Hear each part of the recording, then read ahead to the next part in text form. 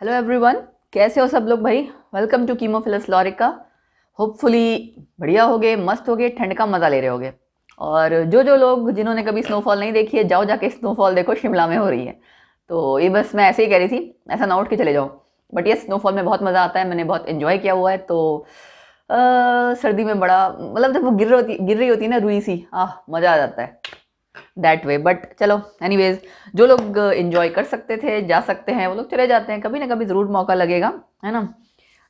Wish करो, कभी ना कभी तो ज़रूर जा पाओगे। ठीक है, एक काम और कर सकते हो, पढ़ो कुछ बनो। उसके बाद जब जाओगे ना, जब तो घूमने का मज़ा 4 गुना होगा, क्योंकि अपने पैसे पे जो ऐश करने का मज़ा है ना, वो कुछ और ही है। राइट, चलो भाई शुरू करें। ओके, लास्ट टाइम याद है, जो बच्चे रेगुलर पढ़ रहे हैं उनको बता दूं, हम लोग कॉलिगेटिव प्रॉपर्टीज पढ़ रहे हैं ना। और जो लोग बाद में आए हैं नए नवेले, उनके लिए भी बता देती हूँ। कॉलिगेटिव प्रॉपर्टीज हम पढ़ रहे हैं, जिसमें कि हम सेकंड प्रॉपर्टी पढ़ रहे थे, ऑस्मोसिस। ठीक है, ऑस्मोसिस मैंने हाफ पार्ट कर दिया था। Half part in the sense उसमें बहुत कुछ था, तो मैंने उसको आपको बताया था मैं 2 पार्ट्स में डिवाइड करके पढ़ूंगी। आज हम ऑस्मोसिस का ना डेली लाइफ में क्या यूज़ है वो डिस्कस करने वाले हैं। तो साइंस एंड डेली लाइफ, ये हम आज कोरिलेट हो जाएगी। वो एक्चुअली वैसे तो हमेशा कोरिलेट होती है, देखो साइंस हमारे आसपास हर जगह है, बट यूजुअली हम ऑब्जर्व नहीं करते हैं। ये वो चीज़ें हैं जो आपके किचन में भी आपको नजर आएंगी, और जो गुलाब के फूल आप अपने दोस्तों को या सहेलियों को देते हो ना, उससे भी रिलेटेड इसमें कुछ ना कुछ है। तो देखते हैं, आगे बढ़ते हैं कि आज के टॉपिक में ऐसा क्या है। आई होप तुम लोगों की भी उतनी क्यूरियोसिटी बढ़ गई होगी कि ऐसा क्या मैडम पढ़ाने वाले हैं, गुलाब के फूल। और वैसे भी अगला महीना फरवरी का है, गुलाब के फूल सुनते ही कान खड़े हो गए होंगे बहुत लोगों के। आई अंडरस्टैंड, होता है ऐसा। ठीक है, चलो जी शुरू करते हैं। पहला हमारा टॉपिक है आज का रिवर्स ऑस्मोसिस। आपने ऑस्मोसिस पढ़ा था ना। ऑस्मोसिस में क्या था, सॉल्वेंट मॉलिक्यूल्स मूव कर रहे थे, कहाँ से कहाँ, जहाँ पे सॉल्वेंट मॉलिक्यूल्स ज़्यादा हैं वहाँ से, यानी कि जहाँ पे आपका कंसंट्रेशन कम है लेकिन सॉल्वेंट ज़्यादा है, तो जाहिर सी बात है सॉल्वेंट ज़्यादा है, वहीं से सॉल्वेंट मूव करेगा। कहाँ मूव करेगा, जहाँ पे आपका सॉल्यूट ज़्यादा है, यानी लो कंसंट्रेटेड सॉल्यूशन से हाई कंसंट्रेटेड सॉल्यूशन पे। लेकिन अगर हम क्या करें, इस प्रोसेस को उल्टा करना चाहें, आपको याद है हमने ऑस्मोटिक प्रेशर पढ़ा था, जिसमें एक बीकर में थिसल फनल उल्टा करके रखा था। राइट, ऑस्मोटिक प्रेशर, ये देखो हमने कहा था ना, minimum excess pressure that has to be applied on the solution. ये हम ऑलरेडी पढ़ चुके हैं कि आपके सॉल्वेंट मॉलिक्यूल्स की एंट्री को रोका जा सके। तो उसी प्रोसेस का यूज करते हुए या उसी कॉन्सेप्ट का यूज करते हुए रिवर्स ऑस्मोसिस है। कुछ नहीं है रिवर्स ऑस्मोसिस यार, आरओ। लोगों के घरों में लगा होता है ना आरओ, वही है ये आरओ। आज तक किसी ने ध्यान भी नहीं दिया होगा क्या आरओ। मैंने कहा था ना, किचन में या हमारी डे टू डे लाइफ की ऐसी बहुत सी चीजें हैं जो आज के चैप्टर में या आज के कंटेंट में कोरिलेट आप कर सकते हो। कोरिलेट क्या, डायरेक्ट रिलेशन है यार, बिल्कुल लेवल वाला। ठीक है, तो रिवर्स ऑस्मोसिस में हम क्या कहेंगे, देखो अगर आप pressure higher than osmotic pressure apply कर दो, ठीक है, उससे ज़्यादा प्रेशर अगर अप्लाई कर दोगे तो डायरेक्शन चेंज हो जाएगी ना। क्या होगा, solvent will flow from the solution into the pure solvent. मतलब जहां सपोज करो आपका कंसंट्रेटेड सॉल्यूशन है ना, वहां से सॉल्वेंट मॉलिक्यूल्स मूव करने लगेंगे उस डायरेक्शन में जो कि आपका डाइल्यूट सॉल्यूशन था, जहां पे सॉल्वेंट मॉलिक्यूल्स ऑलरेडी ज्यादा थे। मगर उसके लिए आपको अपनी तरफ से कुछ ना कुछ फोर्स लगानी पड़ेगी ना, अपनी तरफ से आपको एक्स्ट्रा प्रेशर लगाना पड़ेगा, ज्यादा प्रेशर। ठीक है, तो ये, और जो आपके सॉल्वेंट मॉलिक्यूल्स मूव करेंगे वो डेफिनेटली मूव वैसे ही करेंगे। सेमी परमिएबल मेम्ब्रेन हमेशा जरूरी है ऑस्मोसिस के प्रोसेस में, चाहे ऑस्मोसिस हो चाहे रिवर्स ऑस्मोसिस हो। तो इस प्रोसेस को हम क्या कहेंगे, रिवर्स ऑस्मोसिस, हमारा प्यारा आरओ। ठीक है, चलो आगे बढ़ें। ये देखिए यहां मैं एक आपको डायग्राम दिखा रही हूं, है ना, और एप्लीकेशन या आप एग्जाम्पल कह लो या जो भी है, रिवर्स ऑस्मोसिस जो हम अप्लाई कर सकते हैं वो कहाँ यूज कर सकते हैं, desalination of sea water. Desalination का मतलब, डी मतलब रिमूव करना, सैलिनेशन मतलब यानी जो उसमें सॉल्ट है, सॉल्ट कंटेंट। तो removal of salts from the sea water, क्या मिलेगा हमें वहां से, पीने लायक पानी। राइट, तो यही है वो आपका सेटअप फॉर डीसैलिनेशन। इसमें एक साइड देखो सी वाटर है, दूसरी साइड क्या है, फ्रेश वाटर। क्या किया हमने, यहाँ से पिस्टन यानी कि मूवेबल पिस्टन है वो आपने यहाँ पे लगाया हुआ है। ठीक है, प्रेशर जब अप्लाई करोगे आप, यहाँ से फोर्स लगाओगे ऊपर से ग्रेटर देन ऑस्मोटिक प्रेशर, तो सॉल्वेंट मॉलिक्यूल्स यहाँ से इस साइड जाएंगे। राइट, इस साइड जाएंगे, मतलब यहाँ ऑलरेडी फ्रेश वाटर पहले ही था, तो सी वाटर में से सॉल्ट इधर रह जाएगा। क्यों, क्योंकि हमारी सेमी परमेएबल मेम्ब्रेन सिर्फ सॉल्वेंट मॉलिक्यूल्स को अलाउ करती है उस साइड जाने के लिए। और फ्रेश वाटर आपका यहाँ पे एक साथ इस साइड वाला जो आपका कंटेनर है, राइट हैंड साइड वाला, इसमें इकट्ठा हो जाएगा। बस फ्रेश वाटर इकट्ठा हो गया, उससे आप आउटलेट से फ्रेश वाटर निकाल लो। रिवर्स ऑस्मोसिस जो आपके घरों में है आरओ, उसमें भी तो यही होता है। जो पानी की सप्लाई आपको आती है उसमें बहुत गंदा पानी होता है। उसमें देखा है आप लोगों ने, कैंडल लगी होती है, वो कैंडल मैं खुद ही बता रही हूँ, जहाँ मैं पहले रहती थी वहाँ पे कैंडल इतनी जल्दी गंदी नहीं होती थी, ठीक है। एक और जगह हमने जब आरओ लगवाया वहाँ देखा कैंडल बड़ी जल्दी गंदी हो जाती है 15-20 दिन में ही। ये हमें शो करता है कि पानी जो हमारे यहाँ आ रहा है ना उसमें कितनी गंदगी है, या ऐसे ग्लास में देख के नहीं पता लगेगा, बट एक्चुअल में होता है, ठीक है। और वो आरओ जब आप यूज़ करते हो कैंडल गंदी दिखती है, फिर पता लगता है अच्छा भाई इतना ऐसा पानी पी रहे थे हम। बट आई वुड सजेस्ट हमेशा आरओ का पानी नहीं पीना चाहिए, रफ एंड टफ होना चाहिए यार। लगे पता जी कहीं गए हैं, ठीक है, गाँव में पिंड में गए, पानी है ही नहीं वहाँ, आरओ क्या एक्वागार्ड क्या, विद शरीर ऐसा बनाओ दोनों टाइप का पानी पी सको, मिक्स करके पानी पिया करो, बिकॉज ऐसे बहुत से मिनरल्स हैं जो हमारे लिए ज़रूरी होते हैं। तो ऐसा भी नहीं है कि हम कंप्लीटली सिर्फ एक्वागार्ड आरओ का ऐसे सोफिस्टिकेटेड हो गए ना, नहीं जी मैं तो छुई मुई टाइप हूँ, ऐसा ज़रूरी नहीं है। हर टाइप का खाओ पियो, मस्त रहो, बॉडी को अपनी सॉलिड बनाना चाहिए, राइट है ना, चाहे ताकि मतलब इंटरनली ऐसा ना हो कि आप कभी अगर बिस्लेरी का पानी नहीं पी रहे तो जो बीमार ही पड़ गए, उसका ऐसा शरीर भी किसी काम का नहीं है ना। चलो, तो ये आपका सेटअप है। उसके अलावा जो मेथड है ऑस्मोटिक प्रेशर को मेजर करने के लिए, उस मेथड का नाम क्या है, बार्कले एंड हार्टलेस मेथड। आपको जस्ट नाम पता होना चाहिए, कोई ज़रूरत नहीं है उस पूरे सेटअप एंड डायग्राम का, no need to know that, ठीक है। फिर आपकी बात आती है ऑस्मोटिक प्रेशर के एक्सप्रेशन की। अब एक्सप्रेशन जैसे आपने पिछली कॉलिगेटिव प्रॉपर्टी में किया था ना, देख लूँ यार कहीं ऐसा ना हो सेटअप हिल गया और पता ही नहीं लगता, कई बार फ्लो में सारा जोश पढ़ाने में जा रहा होता है और ये भूल जाते हैं कि हाँ कैमरे में फोकस प्रॉपर आ रहा है कि नहीं आ रहा है, ठीक है। ओके, ऑस्मोटिक प्रेशर का जो आपका एक्सप्रेशन है, जैसे आपने पिछली कॉलिगेटिव प्रॉपर्टी में निकाला था ना लोअरिंग ऑफ वेपर प्रेशर में, वैसे ही यहाँ पे भी मैंने आपको बताया था हर कॉलिगेटिव प्रॉपर्टी में क्या क्या निकालना होगा। पहला चीज उसका एक्सप्रेशन, दूसरी चीज टू प्रूव दैट कि वो कॉलिगेटिव प्रॉपर्टी है, तीसरी चीज कैलकुलेशन ऑफ मॉलिक्यूलर मास, ये डिटर्मिनेशन ऑफ मॉलिक्यूलर मास। तीन चीज तो करनी ही करनी है, ठीक है। बाकी उसकी एप्लीकेशंस जहाँ जहाँ हैं जहाँ नहीं है ना, जैसे यहाँ पे इस केस में बहुत ज़्यादा है, किसी में कम होगी, दैट वे।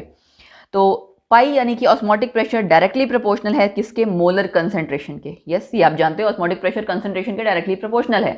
दूसरा टेम्परेचर के भी डायरेक्टली प्रोपोर्शनल है।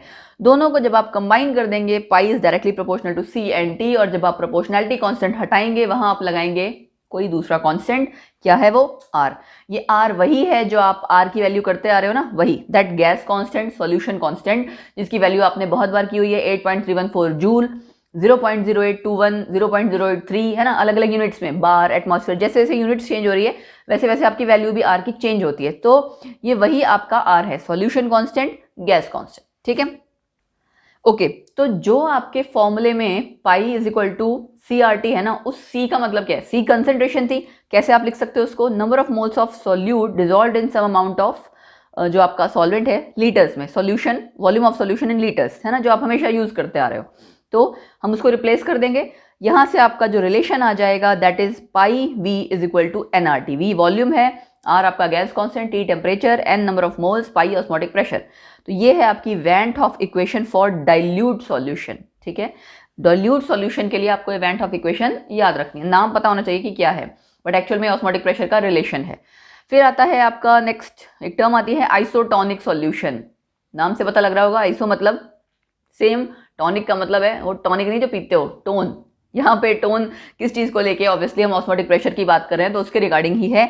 Solutions which have the same osmotic pressure and at the same temperature, मतलब इसी रिलेशन में अगर आप देखो पाई इज इक्वल टू, देखो सीआरटी था, simple pi is equal to CRT था ना, आर पहले ही कांस्टेंट है।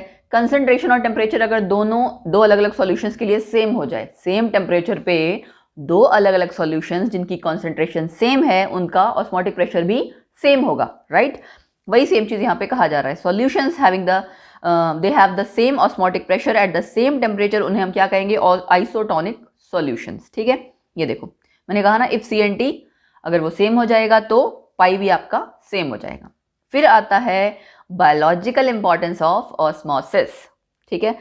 अच्छा जी, देखो अब जो तो बायोलॉजी वाले हैं वो सोचेंगे हमें समझ में आएगा, दूसरों को आएगा नहीं, ऐसा कुछ नहीं है। 9th-10th की जो आपकी सिंपल बायो है जिसको आप पढ़ते आ रहे हो ना, फिजिक्स केमिस्ट्री बायोलॉजी 9th-10th तक, उसी के जैसा है, यहाँ पे कुछ एक्स्ट्रा नहीं है। तो ऐसा मत सोचना कि +1 +2 की कुछ बायो का पार्ट है वो यहाँ आ गया है, नहीं जी, ऐसा कुछ नहीं है। जो आपने लास्ट टाइम एग्जाम्पल किया था ना एग शेल वाला, वैसा वैसा रिलेटेड एग्जाम्पल यहाँ भी फिर से आएगा, ठीक है। एंड उसको आप सिर्फ बायो जो आपके ह्यूमन बॉडी या किसी भी तरह का प्लांट सेल, एनिमल सेल होता है ना, सेल पढ़ा हुआ है आपने, cell is the fundamental unit है ना, पढ़ा हुआ है ना, वही उसको लेके यहाँ पे एग्जाम्पल है। तो सबसे पहला क्या है, देखो ग्रोथ प्लांट्स और एनिमल्स की डिपेंड करती है on the phenomena of osmosis.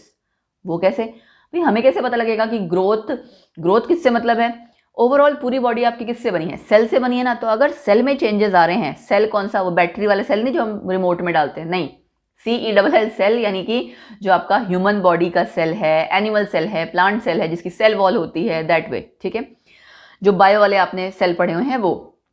तो उसमें क्या चीज़ है, देखो आपने जैसे मैं एक डायग्राम शो करती हूँ, उस डायग्राम को जब आप देखोगे तो आपको तुरंत समझ में आ जाएगा कि मैं क्या कहना चाह रही हूँ, ठीक है। तो उसके बाद ये चीज़ हम पढ़ेंगे, हीमोलिसिस एंड ऑल ये सारी चीज़ें, फिर आपको पता लग जाएगी। ये देखो, ये है डायग्राम जिसकी मैं बात कर रही थी, दो साइड मैंने अलग अलग लिया हुआ है। ये जो ब्लैक लाइन से ड्रॉ किया हुआ है ना, दैट इज सेल। सेल है इस मतलब ये इसकी सेल वॉल है, और इसके अंदर क्या होता है, सेल सैप। सेल में जो अंदर लिक्विड सा मटेरियल जो प्रेजेंट है ना, उसे कहा जाता है सेल सैप। ये कोई सा भी सेल हो सकता है, प्लांट्स एंड एनिमल सेल, कोई सा भी सेल, हम इन जनरल डिस्कस कर रहे हैं। अच्छा, सेल सैप है दोनों साइड, और किसी ना किसी सॉल्यूशन में रखा गया है सेल। एक साइड लो कॉन्सेंट्रेशन ली है हमने बाहर, एक साइड हमने हाई कॉन्सेंट्रेशन ली है। याद है जो एगशेल वाला एग्जांपल था वो बिल्कुल ऐसा ही था, है ना। एगशेल में भी तो क्या है यार, वो जो विदाउट कवरिंग वाला वो पूरा आपका क्या था, एक्चुअल में एक कह सकते हो आप सेल ही है ना, सेल भी कहना चाहिए, सेल काफी सारे जुड़ के बने हैं वो, है ना, पूरा एक आपका क्या कहूँ मैं आपको, अगर हम टर्म्स में बात करें, एक बड़ा सा टिश्यू है, ठीक है। चलो उस टर्मिनोलॉजी में नहीं जाते हैं, सिंपल एग्जांपल समझो, जैसे उसमें भी inflow of water outflow of water था, यहाँ भी वही चीज है। कैसे, यहाँ पे बाहर कंसंट्रेशन कम है, अंदर कंसंट्रेशन ज्यादा है। सेल सैप में सॉल्यूट ज्यादा है, सॉल्वेंट का अमाउंट कम है, बाहर पानी ज्यादा है, सॉल्वेंट का अमाउंट ज्यादा है। तो क्या होगा, कहाँ से कहाँ जाएंगे सॉल्वेंट मॉलिक्यूल्स, बाहर से अंदर की तरफ, ठीक है। इनफ्लो ऑफ वाटर, जब सेल आपका किसी ऐसे सॉल्यूशन के कांटेक्ट में आएगा जिसकी कंसंट्रेशन कम है, तो इनफ्लो ऑफ वाटर होगा, और क्या होगा, स्वेलिंग, या फिर ज्यादा पानी अगर अंदर चला जाएगा तो सेल बर्स्ट कर जाएगा, रप्चरिंग ऑफ सेल। रप्चर होना मतलब बहुत, जैसे बैलून देखा है, बहुत ज्यादा जरूरत से ज्यादा हवा से भर दो, हवा से भरो या पानी से इस तरह से भर दो, फट जाएगा ना, वही सेम चीज है, स्वेलिंग या रप्चरिंग ऑफ सेल। इसको हम क्या कहते हैं, हीमोलिसिस। टर्मिनोलॉजी आपको ये टर्म्स पता होनी चाहिए, क्योंकि ये बहुत बार कॉम्पिटिटिव एग्जाम्स में भी पूछ ली जाती हैं, एंड वन वर्ड आंसर में भी, ठीक है, वन वर्ड आंसर या वन सेंटेंस आंसर में। अच्छा, दूसरी साइड क्या है, इसका अपोजिट, बाहर कंसंट्रेशन कम है, अंदर कंसंट्रेशन बाहर कंसंट्रेशन ज्यादा है, अंदर कंसंट्रेशन कम है, ठीक है। अंदर यानी आपका पानी ज्यादा है, तो जाहिर सी बात है इन आउटफ्लो हो जाएगा वाटर का, ठीक है। यहाँ इनफ्लो था, यहाँ आउटफ्लो, और सेल आपका सूख जाएगा। श्रिंकेज ऑफ सेल या श्रिंकिंग ऑफ सेल, क्या कहते हैं इसको, प्लाज्मोलिसिस, प्लाज्मा का ब्रेक डाउन हो जाना। जो अंदर सेल सैप है वो प्लाज्मा है, उसके लिए वर्ड यूज होता है प्लाज्मा, लिसिस मतलब ब्रेक डाउन, तो प्लाज्मा का ब्रेक डाउन हो जाना या क्रिनेशन, ठीक है। ये टर्म्स पता होने चाहिए। फिर आता है pressure developed inside the cell, जो सेल के अंदर प्रेशर डेवलप हो रहा है पानी के अंदर आने से, that is called as turgor pressure. ये रहा टर्गर प्रेशर, ठीक है। तो ये वही सब चीज़ें जो मैंने आपको जस्ट डायग्राम से तुरंत एक्सप्लेन की है, बहुत सिंपल था। अच्छा, उसके अलावा आपके कुछ और कहना चाहिए बायोलॉजिकल इंपॉर्टेंस है। देखो, absorption of water from plants, sorry by plants from the soil. हमें पता है ना प्लांट्स क्या करते हैं, जमीन से पानी खींचते हैं, ठीक है, थ्रू द रूट्स वो खींचते हैं, उसके बाद वो पानी पूरे प्लांट में ऊपर तक हर जगह ट्रांसफर होता है, that is due to osmosis, ठीक है। और एसिमिलेशन ऑफ वाटर मतलब पानी का वो स्प्रेड हो जाना, हर एक टिश्यू तक जाए, वो प्लांट्स के हर एक टिश्यू तक, हर एक पत्ते तक, डाली तक पानी जो है ना, सब जगह, ठीक है, पानी चला जाए, वो आपका मतलब जो ओवरऑल होता है वो भी प्रोसेस वहाँ पे आपका ऑस्मोसिस ही इन्वॉल्व है। फिर स्ट्रेचिंग ऑफ फ्लावर्स, कभी देखा है एक वो, चलो आगे बताऊंगी, जो मैं आपको कह रही थी ना फूल वाली बात, वो आगे बताऊंगी। Stretching of flowers and leaves, पानी अगर हाइड्रेटेड होंगे तो वो पत्ते और वो फूल खिले खिले रहते हैं, राइट, ये उसका एग्जांपल है। फिर bursting of RBCs when placed in water. RBCs आपने पढ़े होंगे, है ना, सिंपली 9th-10th में पढ़ चुके होते हो आप। रेड ब्लड सेल्स, है ना, जो कि रिस्पॉन्सिबल है रेड कलर के लिए, आपके खून के लिए, जिसको आप बेसिकली कहते हो ना, आम भाषा में अगर कोई समझना चाहे जिसने बायो नहीं पढ़ रखी उसके लिए, 3 टाइप के सेल्स होते हैं ना, red blood cells, white blood cells, ठीक है। तो रेड ब्लड सेल्स हम किसके लिए बात करते हैं, आपके हीमोग्लोबिन के लिए, ब्लड के लिए, ठीक है, वो चीज़ है। जर्मिनेशन ऑफ सीड्स, देखा है कभी चना भिगोते हो आप, अंकुर निकल जाते हैं, वहां पे भी ऑस्मोसिस है। क्यों? क्योंकि पानी उसके अंदर जा रहा है, ठीक है। तो ऐसे ऑस्मोसिस बहुत जगह इन्वॉल्व है। और ही कुछ इसी तरह के चटपटे एग्जाम्पल अभी हम पढ़ेंगे। चटपटे मैं क्यों कह रही हूँ भी पता लग जाएगा, ठीक है। चटपटे सुन के मुंह में पानी आ गया मेरे, कुछ याद आ गया जिसका एग्जाम्पल मैंने दिया हुआ है आगे वो। चलिए देखते हैं ऐसा क्या एग्जाम्पल है जिसको सोच के भी मेरे मुंह में पानी आ गया। ओके, अच्छा, ब्लड प्लाज्मा का में जो हमें पता है सॉल्ट से प्रेजेंट होते हैं ना, ब्लड में हमारे पानी भी है, ओवरऑल हम कहते हैं बॉडी में सॉल्ट्स भी हैं। तो सॉल्ट की जो कॉन्सेंट्रेशन है हमारे ब्लड के प्लाज्मा में, that is 0.9% aqueous solution of NaCl, ठीक है। याद रखो 0.9% एक्वस सॉल्यूशन ऑफ NaCl, ठीक है। अब अगर सपोज करो आप सेम उतने ही कंसेंट्रेशन यूज करते हो, देखो एक सिंपल आप 0.9% सॉल्यूशन लेते हो प्योर NaCl का और उसमें आप RBC सेल को रखते हो तो कोई चेंज नहीं आएगा ना, बाहर और अंदर कंसेंट्रेशन में फर्क है ही नहीं, कोई कंसेंट्रेशन में फर्क नहीं, ना तो स्वेलिंग होगी ना प्लाज्मोलिसिस, कुछ भी नहीं होगा, वो सेफ रहेगा आपका सेल। अच्छा, अब अगर आप प्योर NaCl सॉल्यूशन ले लेते हो जिसकी कंसेंट्रेशन लेस देन 0.9% है, कहने का मतलब एक्चुअल में आपका RBCs की कंसेंट्रेशन कितनी है? 0.9, ठीक है। जिसमें आपने रखा उस सेल को उसकी कंसेंट्रेशन कम हो गई, तो ये कैसा सॉल्यूशन कहलाएगा? हाइपोटोनिक। हाइपो मतलब लेस, ठीक है। लेस और टॉनिक का मतलब यहाँ पे आप ये समझ लो ऑस्मोटिक प्रेशर या कंसेंट्रेशन को, ठीक है, या इस तरह से याद कर लेना, हाइपोटोनिक सॉल्यूशन है। अब ऐसे में अगर RBC रखेंगे तो क्या हो जाएगा वो?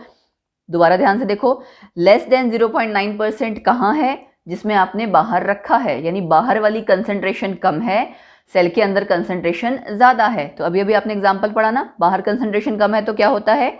Inflow of water. यहाँ पे भी सेम वही होगा, वो RBC आपका स्वेल कर जाएगा और बर्स्ट कर जाएगा, ठीक है। इसका अपोजिट अगर किसी ऐसे सॉल्यूशन में रखो जहां मोर देन 0.9% कंसेंट्रेशन हो, उसे क्या कह देंगे हम? हाइपर। हाइपर वर्ड आ जाएगा ना, हाइपर मतलब होता है ज्यादा, हाइपो मतलब कम, तो हाइपरटोनिक सॉल्यूशन कहलाएगा वो।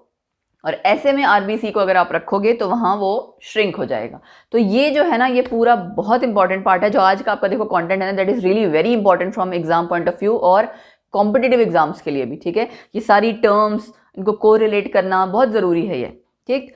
तो सॉल्यूशंस जिसमें कि सेम ऑस्मोटिक प्रेशर है उसका नाम isotonic, lower osmotic pressure hypotonic. Lower किस चीज के लिए कह रहे हैं? With respect to concentrated solution, ये मैंने ब्रैकेट में छोटा छोटा लिख दिया है, ठीक है। और higher osmotic pressure hypertonic solution with respect to dilute solution, ठीक है। ये तो मैंने आप कह सकते हैं कि क्लब करके एक कंक्लूजन लिख दिया है सारा कुछ मिला के, ठीक है। अब आया daily phenomena on the basis of osmosis, जहां आप डेली लेवल पे ऑस्मोसिस को देखते हो। वैसे तो हमने जो पीछे जो किया है ना RO, वो भी आपका डेली वाली यूज का ही है, बट यहाँ पे भी कुछ और है। देखो, mangoes shrink into pickle. Pickle पता क्या होता है? अचार। अब समझ में आया मैं क्यों कह रही थी चटपटा? ये रहा चटपटा। अब जिन जिन लोगों को अचार पसंद है उनके सबके मुंह में पानी आ गया होगा, वो अलग बात है कौन सा अचार पसंद है, ठीक है। मैंगोज, आपके जो आम होता है ना, आम का अचार, मैंगोज क्या, आम का अचार, सीधे सुनो यार, आम का अचार आपका, उसमें आपने देखा होगा आपकी मम्मी क्या डालती हैं? नमक डालती हैं, ठीक है। वो नमक एक तरह से क्या करता है, उस आम को, जो आम की कलियां उसमें डाली हैं या अचार बनाने के लिए, ठीक है, उसमें पानी निकल जाता है। अगर हम कहते हैं ना आम के अचार में पानी रह जाएगा तो अचार खराब हो जाएगा, उसको खूब सुखाया जाता है। तो नमक डाल के रखने से क्या होता है, उसका जितना पानी निकलना होता है निकल जाता है। उसके बाद वो आपका अचार बहुत यमी रहता है और आप उसको बहुत अच्छे से एंजॉय करते हो, खराब नहीं होता है, काफी टाइम तक रखा रहता है, ठीक है।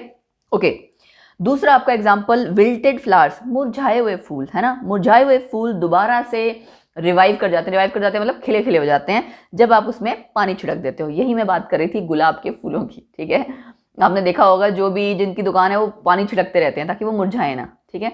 ज़्यादातर ज़रूरत गर्मी वाले टाइम में होती है, वहाँ पे उस टाइम ज़्यादा चलता भी नहीं है, ख़राब भी हो जाते हैं फ्लावर्स, क्योंकि इतनी ज़्यादा गर्मी होती है, कहाँ बेचारे इंसान सूख रहा है, फूल कहाँ बचेंगे, है ना। अच्छा, प्रिजर्वेशन ऑफ मीट, जो लोग मीट खाते हैं उनको पता होगा, है, preservation of meat by salting. तो अब इस सेंटेंस से मेरे आप लोगों को पता लग गया होगा कि मैं नहीं खाती हूँ, I am pure vegetarian, okay. तो बाय सॉल्टिंग, और फ्रूट्स के लिए बाय एडिंग शुगर, फ्रूट्स के लिए शुगर ऐड की जाती है उसको प्रिजर्व करने के लिए, और जो इस तरह से मीट वगैरह वाली चीजें उसमें सॉल्ट ऐड किया जाता है ताकि वो खराब ना हो, ठीक है। ओके, फोर्थ पॉइंट है people taking lot of salt. तो जो लोग बहुत ज्यादा नमक खाते हैं उनके लिए है ये चीज, देखो एक्सेस में नमक, ऐसा नहीं कि नमक खाना ही नहीं है छोड़ देना, नहीं, जो लोग बहुत ज्यादा एक्सेस में नमक खाते हैं ना, उनके टिश्यूज में ना फुलावट आ जाती है। पफीनेस जो हम कह रहे हैं ना, पफीनेस या स्वेलिंग, वो फुलावट को कहते हैं। उनके टिश्यूज में फुलावट आ जाती है और वो एक तरह का डिजीज है, ओडीमा। ठीक है, एडीमा या ओडीमा इसको प्रोनाउंस करते हैं, क्योंकि उनके टिश्यूज में पानी इकट्ठा हो जाता है। तो इसीलिए कहा जाता है ना ज़्यादा नमक खाना चाहिए ना ज़्यादा मीठा। तो अगर फिट रहना है, स्लिम ट्रिम बॉडी चाहिए, तो एक टिप आप लोग मेरी याद कर लीजिए ना, वाइट चीज़ हमें अवॉइड करनी है। नमक ज़्यादा नहीं, चीनी ज़्यादा नहीं, चावल ज़्यादा नहीं। ठीक है, अगर चावल ज़्यादा खाना है तो जितना चावल खाते हो ना उतना ही अमाउंट में सैलेड खाओ। ठीक है, तो आज यहाँ पे आपका फिटनेस ज्ञान भी साथ के साथ आ गया। ठीक है, वो याद आ गया मुझे यार, तो मैंने बता दिया, सोचा शायद क्या पता शायद किसी के काम आ जाएगा। अच्छा जी, उसके बाद है determination of molecular mass from osmotic pressure. ये आ गया वो वाला कंटेंट हमारा जहां हम मॉलिक्यूलर मास कैलकुलेट करते हैं। राइट, कुछ नहीं है, वैन हॉफ इक्वेशन के according pi V is equal to nRT. N हमें पता है number of moles of solute, volume हमें पता है सॉल्यूशन की, है ना, इन लीटर्स। एन को आप कैसे रिप्लेस कर सकते हो, एन सॉल्यूट का है मतलब नंबर ऑफ मोल्स, तो W2 बाई M2 हमेशा की तरह वैसे ही जो आपका गिवन मास है, एंड M2 आपका मॉलिक्यूलर मास ऑफ सॉल्यूट। आपने उसको जस्ट यहाँ पे वैल्यू पुट करनी है। ये वैल्यू पुट करते ही आपका रिलेशन आ गया, जिसको हमने रीअरेंज कर लिया है। M2 is equal to WRT, W2 कह लो या W कह लो, एक ही बात है, यानी कि सॉल्यूट का है, बस ये याद रखना है, सॉल्यूट का गिवन मास मल्टीप्लाइड में RT डिवाइड में पाई V।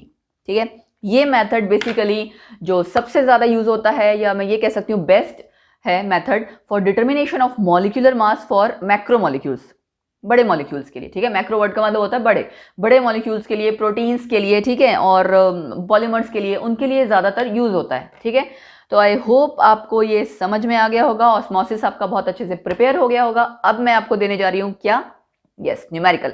अब बात आई न्यूमेरिकल की। न्यूमेरिकल आपने खुद से ट्राई करना है, उसका रीजन है क्योंकि वो डायरेक्ट न्यूमेरिकल्स हैं, उसको मैं डिस्कस करूंगी नेक्स्ट लेक्चर में, तब तक आपने ट्राई करना है। और हाँ, एक काम और कर सकते हो, जो लोग पहले ही ट्राई कर लेना, you can tell me in the comment section कि मैम हमारा फर्स्ट क्वेश्चन का ये आंसर है, सेकंड क्वेश्चन का ये आंसर है। देखते हैं अब की बार कितने बच्चे हैं जो उन क्वेश्चंस को बिना मेरे पढ़ाए बताए सॉल्व करके मुझे आंसर कमेंट सेक्शन में बताएंगे। लेट्स सी किसका आंसर सबसे पहले आता है और कितने लोगों का आंसर आता है, क्योंकि हर बार मैं सॉल्व तो करवा देती हूँ अगली वीडियो में, बट मुझे ऐसा लगता है कि आपको खुद से ट्राई करना चाहिए। खुद से मेहनत भी करोगे, आपको पता लगेगा कि कितना मेरा सही है कितना गलत है। कोई फर्क नहीं पड़ता यार, आंसर गलत है सही है ना, ट्राई तो करो at least.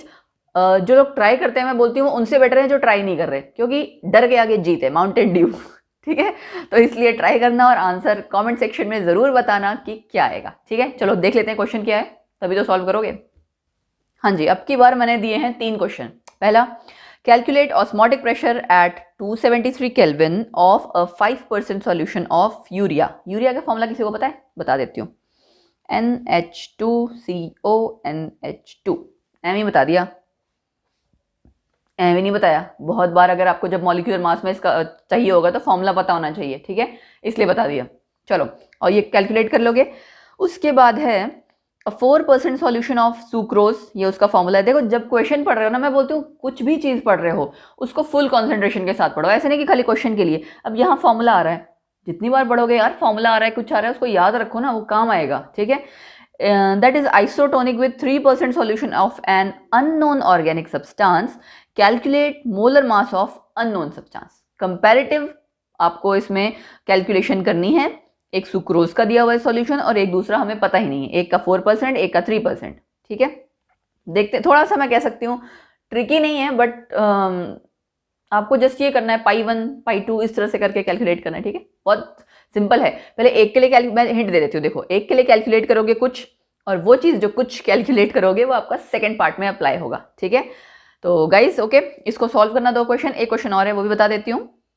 Okay, at 300 kelvin 36 gram of glucose, this much present per liter in solution has an osmotic pressure of 4.98 bar। और अगर ऑस्मोटिक प्रेशर किसी दूसरे ग्लूकोज सॉल्यूशन का इतना है एट द सेम टेम्परेचर, तो कैलकुलेट करना है आपको concentration of the other solution. ये भी आपका कंपैरेटिव क्वेश्चन है। तो मैं बोलती हूँ कंपैरेटिव वाले जो क्वेश्चंस है ना, वो कॉम्पिटिटिव एग्जाम्स में बहुत पूछे जाते हैं, और मोस्टली उनकी जो वैल्यूज होती है वो ऐसी होती है कि आपको ज़्यादा कैलकुलेट नहीं करना, सब कट पिट जाती हैं, लास्ट में आंसर ऐसे आता है। ठीक है, तो गाइज न्यूमेरिकल जरूर ट्राई करना, और ट्राई करने के बाद मुझे कमेंट सेक्शन में आपको बताना है क्वेश्चन 1 मतलब आंसर 1 जो भी value I, answer 2 answer 3। Let's see कितने लोगों का आंसर आता है, कमेंट सेक्शन में कितने लोग बताते हो। एंड मैं बहुत ईगरली वेट करूंगी, क्योंकि यार पढ़ाने वाले को, मतलब टीचर को ऑब्वियसली इतनी होप्स होती है ना कि मेरे स्टूडेंट्स फटाफट से आंसर करें। तो जब वो आंसर करते हैं टीचर को बहुत अच्छा लगता है, ठीक है। वो कहते हैं ना, जब एक शिष्य अपने गुरु से आगे निकल जाए तो वो चीज़ गुरु के लिए बहुत अच्छी होती है, ठीक है। एक बहुत हैप्पीनेस एंड सेटिस्फैक्शन दे के जाती है, ठीक है। तो गुरु दक्षिणा वाली चीज़ जिसे कह सकते हैं हम, ठीक है गाइज। आज के लिए इतना ही है ना। आप अच्छे से रिवाइज करना। देखो पिछला वाला जो कंटेंट था ना ऑस्मोसिस का, और आज वाला, दोनों को कोरिलेट, वैसे तो मोस्टली आपका पिछले वाले में बेसिक्स था, आज वाले में आपके सारे न्यूमेरिकल्स के रिगार्डिंग आज वाले में ही है। बट फिर मैं ये कहूंगी कि पूरा टॉपिक एक बारी दोनों वीडियोस एक साथ पढ़ना, पूरा टॉपिक ना फिर ज़्यादा अच्छे से क्लियर हो जाता है, ठीक है। ओके, देन हम नेक्स्ट लेक्चर में मिलेंगे एक नए टॉपिक के साथ, अगली कॉलिगेटिव प्रॉपर्टी के साथ, और इन क्वेश्चंस को हम डिस्कस करेंगे, ठीक है। बट उससे पहले आपको ट्राई करना है, आंसर देना है, और खुश रहो, बिंदास रहो, ज़्यादा से ज़्यादा लाइक शेयर करते रहो, जितना ज़्यादा हो सके भरमार में करो, जिसको कहते हैं ना खूब ज़्यादा, ठीक है। और यस, फॉलो करो मुझे मेरे इंस्टाग्राम हैंडल पे, और दोनों हैंडल्स आपको दिए हुए हैं, नौकर और नौकर तो क्या मतलब, पता ही लग गया होगा अब तो उसकी कहानी, नौकर वाली है ना।